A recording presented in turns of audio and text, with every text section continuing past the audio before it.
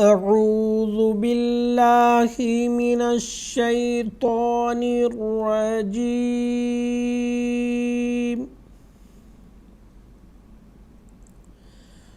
بسم الله الرحمن الرحيم.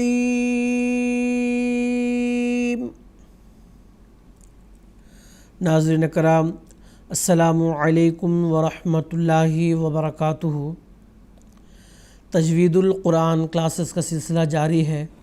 اللہ تعالیٰ کے فضل و کرم سے ہم دوسرے مرحلے میں ہیں، یعنی پہلے مرحلے میں ہم نے قاعدہ یسرنا القرآن پڑھ لیا ہے. اب ہم قرآن مجید کے مخصوص حصے پڑھیں گے. آج کے کلاس میں ہم مد کے متعلق پڑھیں گے. ناظرین کرام، مد کے تعلق سے ہم کچھ حصہ پڑھ چکے ہیں، اب بقیہ حصہ ہم پڑھیں گے.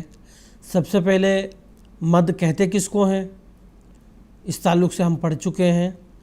مد کے لفظی معنی ہیں لمبا کرنا، دراز کرنا، کھینچنا. تجوید کے اصطلاح میں حرف کو دگنا یا سہ گنا لمبا کر کے یا کھینچ کر پڑھنا مد کہلاتا ہے. ناظرین کرام، محل مد یعنی یہ جو کھینچنے کی ضرورت پیش آتی ہے وہ کہلاتا ہے محل مد. وہ ہے 5 جگہ. 3 ہیں حروف مدہ اور 2 ہیں حروف لین. اس تعلق سے بھی ہم پڑھ چکے ہیں کہ حروف مدہ کتنے ہیں، کون سے ہیں، حروف لین کتنے ہیں اور کون سے ہیں. میں یاد دہانی کے لیے پھر سے بتا دیتا ہوں. حروف مدہ 3 ہیں. وہ خالی حرف جس سے پہلے حرف پر زبر ہو، اور وہ واو ساکن جس سے پہلے حرف پر پیش ہو، اور وہ یا ساکن جس سے پہلے حرف پر زیر ہو. اور حروف لین 2 ہیں. وہ واو ساکن جس سے پہلے حرف پر زبر ہو، اور وہ یا ساکن جس سے پہلے حرف پر زبر ہو. خالی حلف کے تعلق سے با، خالی حلف اس سے پہلے حرف با ہے، با کے اوپر زبر ہے با.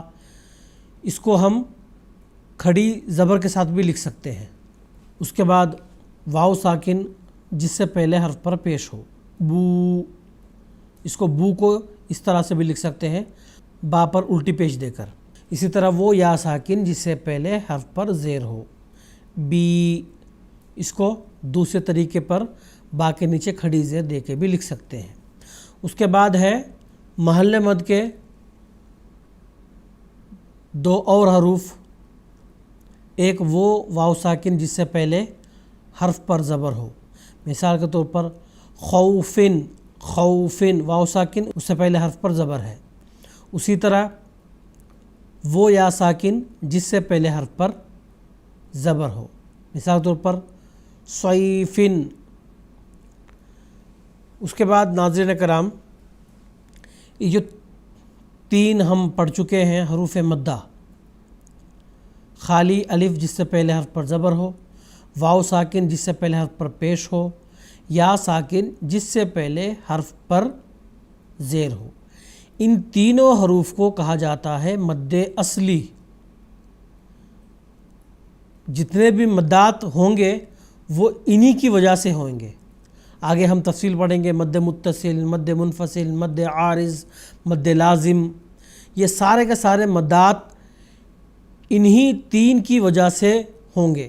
اگر یہ نہیں تو وہ دوسرے جو مدات ہیں وہ بھی نہیں ہوں گے.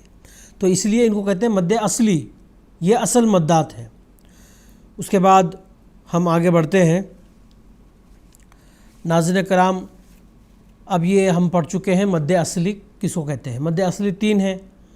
وہ ہے وہ الف جس سے پہلے الف پر زبر ہو، وہ واو ساکن جس سے پہلے حرف پر پیش ہو، وہ یا ساکن جس سے پہلے حرف پر زیر ہو. ناظرین کرام، اب تک ہم مد اصلی اس کے تعلق سے پڑھ چکے ہیں. کہ مد اصلی 3 ہیں جن کو ہم حروف مدہ بھی کہتے ہیں، کہ وہ الف جس سے پہلے حرف پر زبر ہو، وہ واو ساکن جس سے پہلے حرف پر پیش ہو، اور وہ یا ساکن جس سے پہلے حرف پر زیر ہو۔ تو یہ 3 حروف کو مد اصلی کہتے ہیں۔ اب ہم آگے بڑھتے ہیں مد فرعی کی طرف۔ مد اصلی 3 ہو گئے، اب مد فرعی 4 ہیں۔ ان 4 میں سے ہم پہلے ہی 2 پڑھ چکے ہیں، جس کو ہم مد متصل بھی کہتے ہیں اور مد منفصل بھی۔ تو مد متصل کی تعریف ہم نے پڑھ لیا ہے کہ حرف مد کے بعد حمزہ اسی کلمے کے آخر پر ہو۔ مثال کے طور پر یشاء، الف یہاں پہ حرف مد ہے، اس کے بعد حمزہ او اسی کلمے کا آخر پر ہے، اس لیے مد متصل اس کو کہیں گے، کیونکہ جڑ کے آیا۔ متصل کا مطلب جڑنا، ملنا، تو اسی وجہ سے اس کو متصل کہا جاتا ہے، مد متصل۔ اس کے بعد مد متصل کا ہی ایک دوسرا نام ہے مد واجب۔ مد واجب اس لیے اس مد کو کہا جاتا ہے کیونکہ نزول قرآن کی شروعات سے ہی اس مد کو ادا کیا جا رہا ہے، پڑھا جا رہا ہے، اور اس کی مقدار ہے توسط، یعنی درمیانہ۔ مد کے کھینچنے کے 3 الگ الگ مقدار ہے۔ نمبر 1 طول یعنی زیادہ لمبا، نمبر 2 توسط یعنی درمیانہ، نمبر 3 قصر یعنی چھوٹا۔ عموماً جو ہم مد پڑھتے ہیں، حرف مد، مثال کے طور پر با، الف کے ساتھ جب با آئے تو با یہ 1 الف کے برابر۔ جب ہم قصر کہتے ہیں تو 2 الف کے برابر۔ جب ہم توسط کہتے ہیں 3 الف کے برابر، اور جب طول کہتے ہیں تو 4 الف کے برابر۔ تو یہ مقدار ہیں۔ اس کو آپ آسانی سے اس طرح سے بھی کر سکتے ہیں۔ مثال کے طور پر اگر آپ حرف مد پڑھیں گے اس وقت آپ 2 سیکنڈ کر لیں، جب آپ طول پڑھیں گے اس کو آپ 6 سیکنڈ کر لیں، اسی طرح آپ جب توسط پڑھیں تو 4 سیکنڈ کر لیں۔ اس طرح سے ایک آپ مقدار معین کر سکتے ہیں، یا پھر آپ اپنے فیورٹ یا جو آپ پسندیدہ آپ قاری کی تلاوت سنتے ہیں اس وقت آپ ایک اندازہ کر لیں کہ جب مد آئے تو قاری کس طرح سے اس مد کو کتنا لمبا ادا کر رہے ہیں، تو آپ سیکنڈ وائز ہی صحیح آپ اندازہ کر سکتے ہیں۔ تو بہرحال متصل جس کو مد واجب بھی کہتے ہیں، اس کا مقدار توسط ہے۔ اس کے بعد مد منفصل، اس کا تعلق سے ہم پڑھ چکے ہیں کہ حرف مد کے بعد حمزہ دوسرے کلمے میں ہو تو اس کو مد منفصل کہتے ہیں۔ منفصل کا مطلب ہے الگ الگ، یعنی جدا جدا۔ اسی لیے کہتے ہیں تعریف میں اس کے کہ حرف مد کے بعد حمزہ دوسرے کلمے میں ہو۔ مثال کے طور پر آمنوا ان لہم، آمنوا یہ الگ کلمہ ہے، الگ لفظ ہے، اس کے بعد ان یہ الگ لفظ ہے، الگ الگ ہے۔ حمزہ اور مد، حرف مد جو ہے یہ دونوں الگ الگ کلمے میں ہیں، اس لیے اس کو مد منفصل کہتے ہیں۔ اس کا دوسرا بھی نام ہے، وہ نام ہے مد جائز۔ جائز اس لیے کہا جاتا ہے، اس میں توسط یعنی درمیانہ لمبا کرنا بھی جائز ہے، اور قصر یعنی چھوٹا بھی جائز ہے۔ تو یہ دونوں جائز ہیں، اس لیے اس کو مد جائز بھی کہتے ہیں۔ اس کے بعد پھر ہم پڑھتے ہیں مد فرعی کے تیسرے قسم کی طرف۔ مد فرعی کے تیسرے قسم میں مد عارض ایک مد ہے۔ یہ مد عارض اس لیے کہلاتا ہے، یہ عارضی طور پر ہوتا ہے، یہ مستقل نہیں ہوتا۔ مثال کے طور پر ہم گزشتہ کلاس میں سورۃ الفاتحہ کی تلاوت کی، اس کی پہلی آیت میں ہم نے پڑھا الحمد للہ رب العالمین۔ ناظرین کرام، نون جو آخر پر ہے اس پہ زبر ہے، ہم وقف کرتے ہوئے اس کو ساکن کر لیا۔ اس ساکن کرنے کی وجہ سے مین عالمین، میم کو اتنا لمبا جو پڑھا جا رہا ہے اس کو کہتے ہیں مد عارض، یعنی آخری حرف کو ساکن کیا، اس وجہ سے میم جو حرف مد کے ساتھ ہے یا ساکن کے ساتھ میم ہے، اس کو لمبا جو کیا اس کو کہتے ہیں مد عارض۔ اگر ہم نون کو ساکن نہیں کرتے تو اس میم کو ہم لمبا نہیں پڑھیں گے، ایک الف کے برابر ہی پڑھیں گے۔ مثال کے طور پر نون کو کس طرح سے ہم ساکن نہیں پڑھیں گے؟ اس طرح سے الحمد للہ رب العالمین الرحمن الرحیم۔ اگر ہم نون کو ساکن نہیں کریں گے تو وہاں پہ مد عارض نہیں ہوگا، اس لیے عارضی مد اس کو کہا جاتا ہے، کیونکہ یہ مستقل نہیں ہے۔ جب آخری حرف کو آپ ساکن کریں گے، اس سے پہلے اگر حرف مد ہے تو اس وقت مد عارض ہوگا۔ اس کی مثال ابھی ہم پڑھ لیے ہیں، اور ایک اور مثال بھی ہے، الرحمن الرحیم، الرحمن الرحیم، حیم۔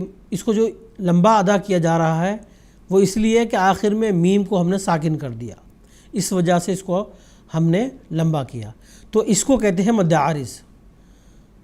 اس کے بعد اس مد عارض میں آپ طول یعنی زیادہ لمبا کرنا یہ بہتر ہے۔ اس میں تلاوت کے وقت جب اس کو لمبا ادا کریں گے تو تلاوت میں ایک حسن پیدا ہوگی۔ اسی طرح مد عارض کا ایک اور حصہ ہے، وہ ہے مد عارض لین۔ ہم حروف لین کے تعلق سے پڑھ چکے ہیں۔ حروف لین دو ہیں، وہ واو ساکن جس سے پہلے حرف پر زبر ہو، مثال طور پر خوفن، وہ یا ساکن جس سے پہلے حرف پر زبر ہو، مثال طور پر صیفن۔ تو جب حرف لین کے بعد والا حرف ساکن ہو جائے تو مد عارض لین ہوگا، یعنی اس کو لمبا کر کے پڑھیں گے۔ مثال کے طور پر سورہ قریش میں تمام آیات اسی طرح ادا کیے جاتے ہیں، پڑھے جاتے ہیں۔ لِإِيلَافِ قُرَيْشٍ إِيلَافِهِمْ رِحْلَةَ الشِّتَاءِ وَالصَّيْفِ فَلْيَعْبُدُوا رَبَّ هَذَا الْبَيْتِ الَّذِي أَطْعَمَهُم مِّن جُوعٍ وَآمَنَهُم مِّن خَوْفٍ۔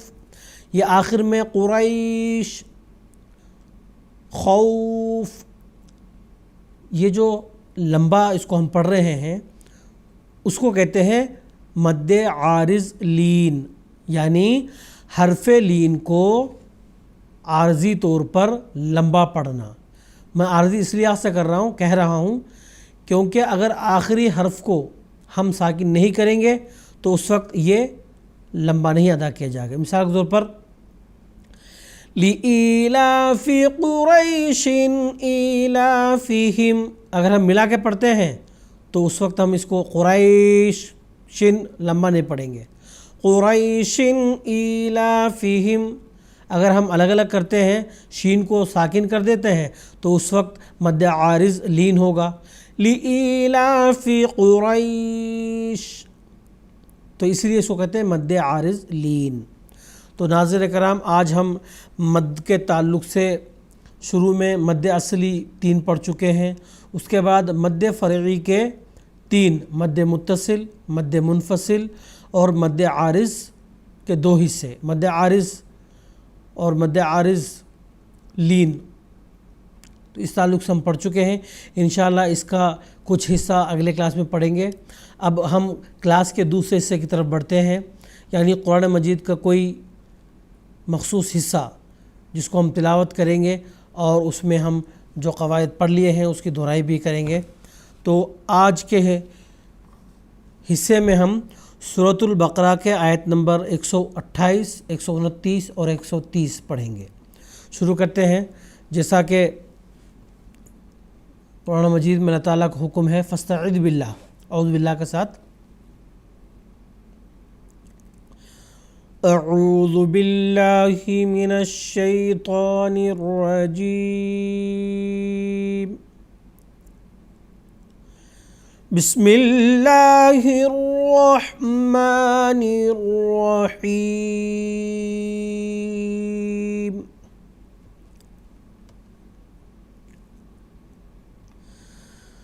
وَإِذْ يَرْفَعُ إِبْرَاهِيمُ الْقَوَاعِدَ مِنَ الْبَيْتِ وَإِسْمَاعِيلُ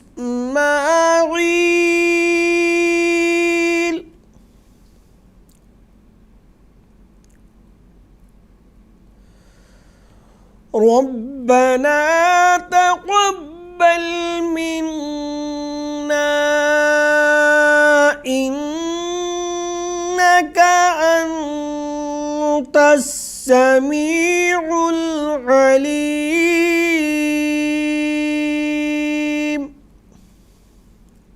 ناظرین کرام، اب ہم دیکھتے ہیں کہ کن کن قواعد کو مد نظر رکھتے ہوئے ہم نے اس آیت کو پڑھ لیا ہے۔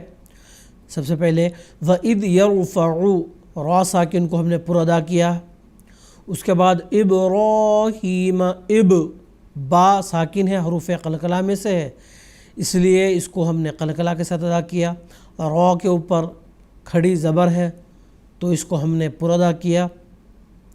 قواعد، قاف حروف پر میں سے ہے، اس کو ہم نے پر پڑھا۔ اس کے بعد واسماعیل، عین کو ہم نے بہت ہی زیادہ لمبا کیا۔ اس کی وجہ یہ تھی کہ یہ مد عارض یہاں پہ ہوتا ہے۔ میں نے پہلے بھی ذکر کیا ہے کہ حرف مد کے بعد جب ہم وقف کر رہے ہیں، آخری حرف کو ساکن کرتے ہیں، تو اس سے پہلے اگر حرف مد ہے تو اس حرف مد کو ہم طول یعنی لمبا کر کے پڑھیں گے، اس کو کہتے ہیں مد عارض۔ اگر ہم اس کو ساکن نہیں کرتے لام کو تو یہاں پہ مد عارض نہیں ہوگا۔ اس کے بعد پھر ربنا، را کو ہم نے پر ادا کیا۔ تقبل منا، قاف اس کو ہم نے پر ادا کیا۔ منا، نون مشدد ہے، یہاں پہ ہم نے ایک الف کے برابر غنہ کیا۔ ناظرین کرام، منا اور انکا، ان دونوں کو میں نے ایک ساتھ ادا کیا ہے۔ اس کو آپ الگ الگ بھی پڑھ سکتے ہیں کیونکہ یہاں پہ علامت وقف تا، وقف مطلق ہے، تو آپ ربنا تقبل منا انک انت السمیع العلیم، اس طرح سے بھی پڑھ سکتے ہیں۔ دونوں جائز ہیں، ملا کے بھی اور الگ الگ بھی۔ اس کے بعد دوسری آیت پر پڑھتے ہیں۔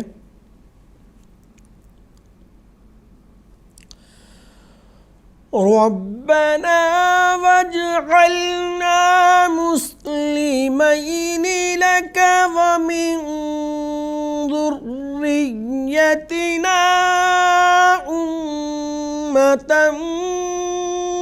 مسلمة لک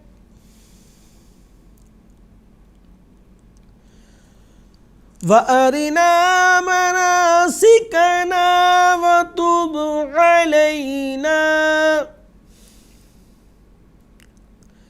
إِنَّكَ أَنْتَ التَّوَّابُ الرَّحِيمُ۔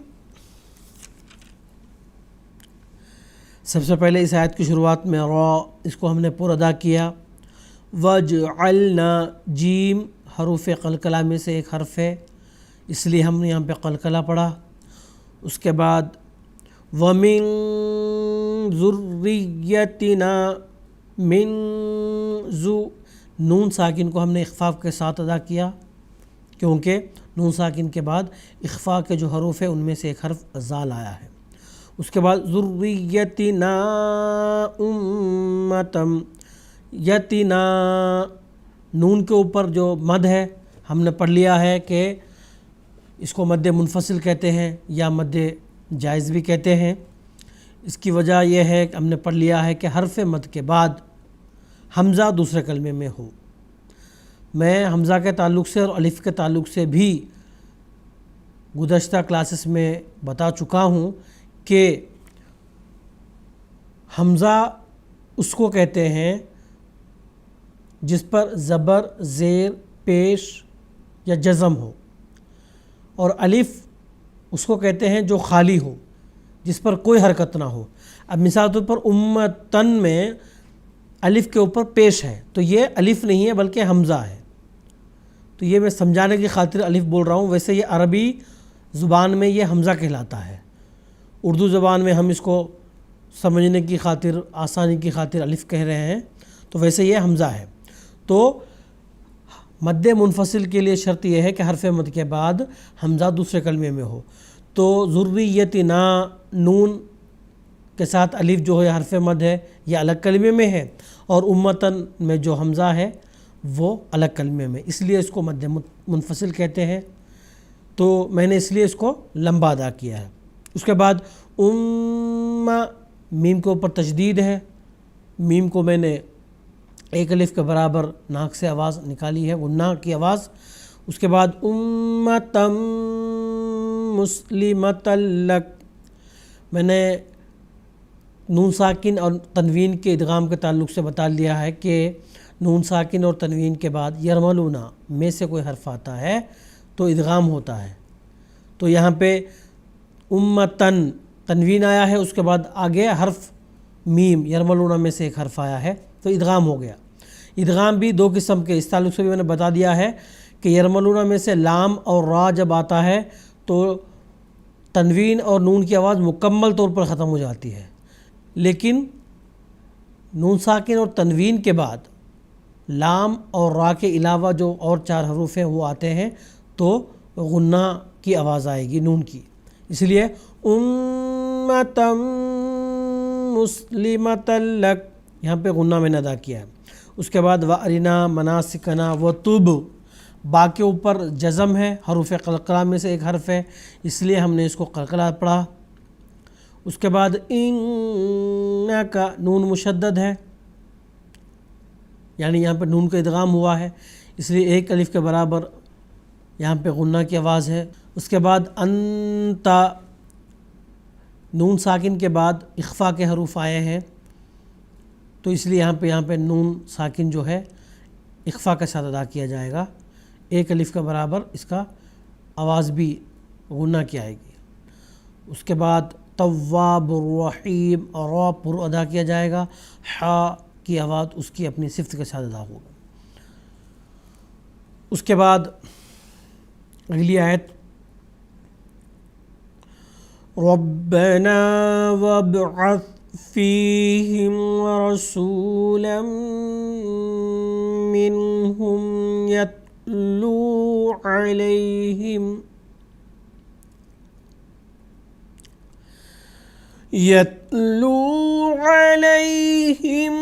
آیاتک ویعلمہم الکتاب والحکمۃ ویزکیہم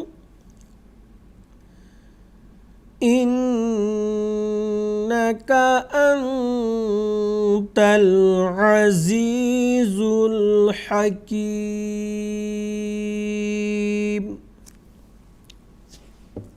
ناظرین کرام، سب سے پہلے را اس کو ہم نے پر ادا کیا، وابعث اس کے بعد با حروف قلقلہ میں سے ہے اس لیے ہم نے یہاں پہ قلقلہ ادا کیا، وابعث سا جو ہے نرم، اس کو ہم نے ادا کیا ہے کیونکہ اس کی صفت نرم ہے۔ اس کے بعد را ہم نے اس کو پر ادا کیا، رسولا منہم، یہاں پہ لم منہم تنوین کی جو آواز ہے وہ میم میں ادغام ہو گیا ہے، یہاں پہ ایک الف کے برابر غنہ کی آواز آئے گی۔ اس کے بعد والحکمت، حا کی اپنی آواز کے ساتھ، اس کی اپنی صفت کے ساتھ میں نے پڑھا ہے۔ ویزکیہم، میں نے بتا دیا ہے کہ زال اور زا میں فرق یہ ہے، زال نرم ادا کیا جاتا ہے، زا سخت، اس لیے میں نے اس کو ویزکیہم سخت پڑھا ہے۔ اس کے بعد ان کا نون مشدد یعنی نون کا ادغام ہوا ہے، تو اس لیے ایک الف کے برابر میں نے یہاں پہ غنہ کی آواز نکالی ہے۔ انتل، یہاں پہ نون کا اخفا ہوا ہے، اس لیے ایک الف کے برابر میں نے نون غنہ کی آواز نکالی ہے۔ عزیزل، دونوں زا کی آواز سخت، اس لیے دونوں کی آواز میں نے سخت ادا کیا۔ عزیز الحکیم، حا اس کی اپنی صفت کے ساتھ میں نے ادا کیا ہے۔ ناظرین کرام، آج کی کلاس میں بس اتنا ہی۔ انشاءاللہ کل کی کلاس میں مد کے بقیہ حصہ ہم پڑھیں گے، اس کے بعد قرآن مجید کا کوئی حصہ اس کی تلاوت کریں گے اور اس میں قواعد کو مد نظر رکھتے ہوئے ہم پڑھیں گے اور قواعد کی دہرائی بھی کریں گے۔ انشاءاللہ کل کی کلاس میں ملاقات ہوگی۔ السلام علیکم ورحمۃ اللہ وبرکاتہ۔